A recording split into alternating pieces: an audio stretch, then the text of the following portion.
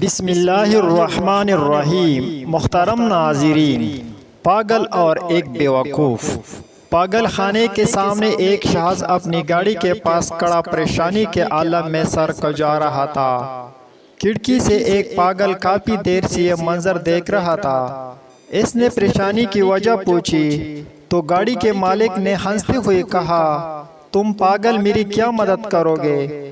پاگل شخص کے اصرار پر گاڑی کے مالک نے بتایا کہ گاڑی کے ایک ٹائر کے چاروں نٹ چوری ہو گئے ہیں، نزدیک میں مستری بھی نہیں، اور سوچ رہا ہوں گاڑی کو 3 پہیوں پر کیسے چلاؤں۔